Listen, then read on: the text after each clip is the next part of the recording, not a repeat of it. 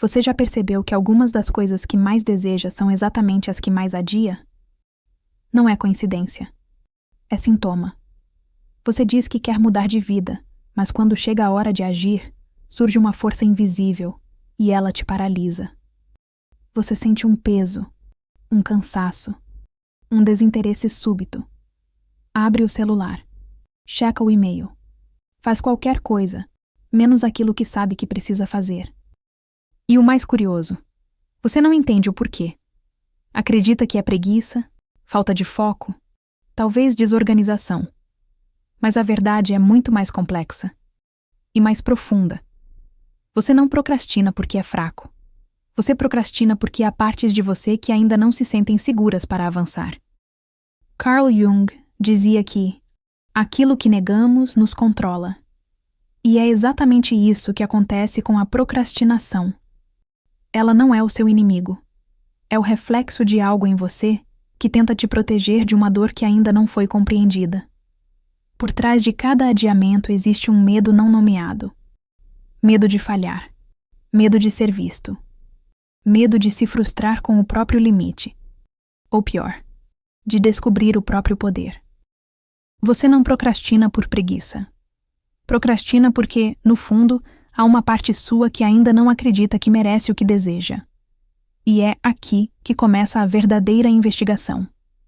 Não é sobre produtividade. É sobre identidade.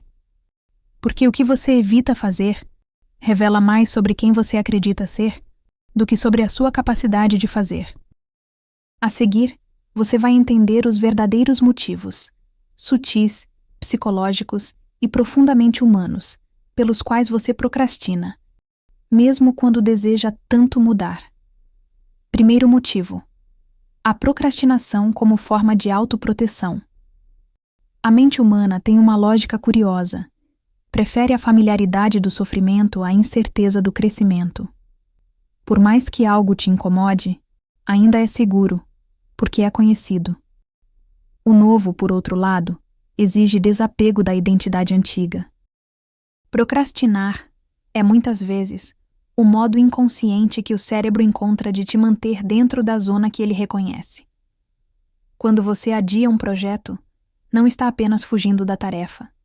Está evitando lidar com as emoções que a tarefa desperta. O medo do fracasso. O medo de não ser bom o bastante. O medo de tentar e descobrir que não dá conta.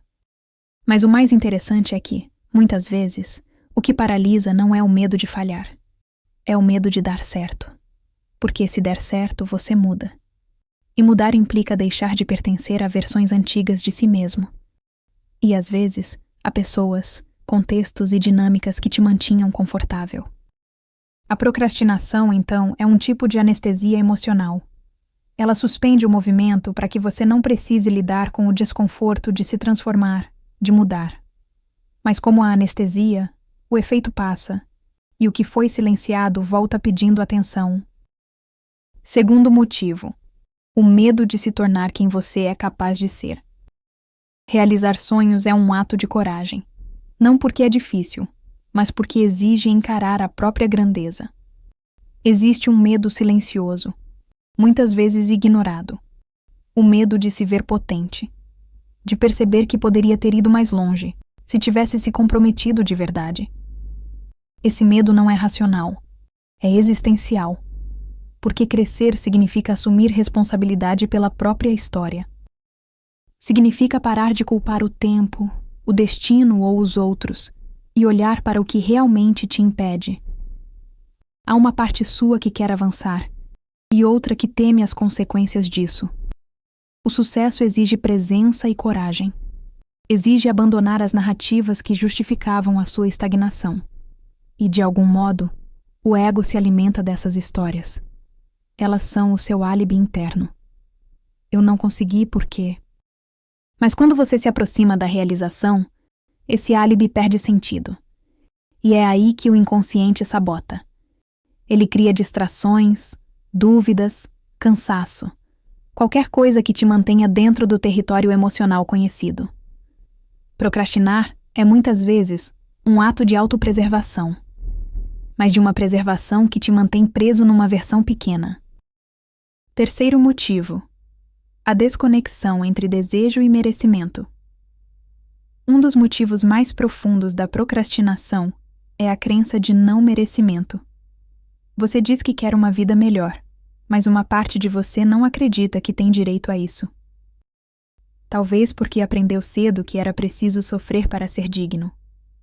Talvez porque associou o amor e o reconhecimento à entrega e à exaustão. Essa desconexão é sutil, mas poderosa.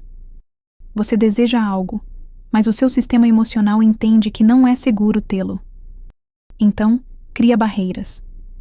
E uma das formas mais eficientes de criar barreiras é adiar. O cérebro não é sabotador, ele é protetor. Ele tenta te poupar de uma dor emocional antecipada. Por isso, antes de lutar contra a procrastinação, é preciso entender de onde ela vem. O que, exatamente, você teme sentir se fizer o que precisa ser feito? Às vezes, o que te impede não é o medo de não conseguir. É o medo de se permitir ter. Porque ter implica aceitar que você é suficiente. E isso, para quem foi condicionado a se provar o tempo todo, é um desafio imenso. Quarto motivo: o ciclo da autossabotagem e a ilusão de controle. Procrastinar é uma forma sutil de controle. Enquanto você adia, o sonho permanece intacto, inalcançado, mas também não corrompido pela realidade. Enquanto você não tenta, pode continuar acreditando que, se quisesse, conseguiria. O adiamento preserva a ilusão de potencial infinito, mas nega a experiência da construção real e do resultado. E a autossabotagem nasce exatamente desse conflito: o desejo de mudar e o medo de perder a segurança emocional do que é conhecido. Você se convence de que precisa estar pronto, ter tempo, esperar o momento certo. Mas o momento certo nunca chega, porque o momento certo não é um ponto no futuro, é uma decisão feita no presente. Já o controle é uma estratégia do medo, e enquanto o medo estiver no comando, o movimento será adiado. A autossabotagem não é sinal de incapacidade, é sinal de que há um conflito interno entre o seu potencial e a sua crença de merecimento. Quinto motivo: o apego à identidade antiga. Toda mudança real exige uma morte simbólica, a do eu que já não cabe mais. Mas o ego não sabe lidar bem com isso. Ele é a soma de tudo o que você acredita ser, e quando começa a agir de um novo modo, uma parte de você sente que está traindo quem foi até aqui. É por isso que, às vezes, o simples ato de fazer o que precisa ser feito parece tão pesado. Não é o trabalho em si que te esgota, é o esforço de abandonar a versão de si que se acostumou a adiar, a duvidar, a esperar. A mente resiste porque a inércia também é identidade. Você se acostumou a se definir pelo quase, pelo um dia eu vou, pelo ainda não. E deixar isso ir é deixar de se reconhecer. A procrastinação, nesse sentido, é uma tentativa inconsciente de preservar coerência com o que você sempre acreditou ser. Agir de forma diferente significaria admitir que você pode ser alguém novo. E isso, para o cérebro, é como uma pequena morte. O apego à identidade antiga é o último fio que mantém o ciclo da autossabotagem. Porque enquanto você tentar mudar mantendo o mesmo eu de antes, vai continuar preso entre o desejo de avançar e o medo de deixar de ser quem foi. No fim, a procrastinação não é um defeito, é um espelho. Ela te mostra onde você ainda duvida de si, onde o medo ainda fala mais alto que a vontade de viver o que é seu. Mas a boa notícia é que toda vez que você escolhe agir, mesmo com medo, o medo perde um pouco da voz. E é assim que a transformação acontece. Silenciosa, mas consistente. Agora eu quero que você deixe aqui nos comentários uma afirmação que traduza esse novo movimento. Algo que te lembre que você está pronto para sair da espera e viver o que te pertence. Compartilhe esse vídeo com alguém que está sempre adiando a própria vida. Talvez seja exatamente o que essa pessoa precise ouvir hoje. E se esse conteúdo te tocou de alguma forma, me siga para continuar essa jornada de consciência, inteligência emocional e desenvolvimento pessoal. Porque é isso que eu faço aqui. Te guiar de volta para a tua força, para o teu centro, para a sua melhor versão. E lembre-se, a sua melhor versão começa aqui.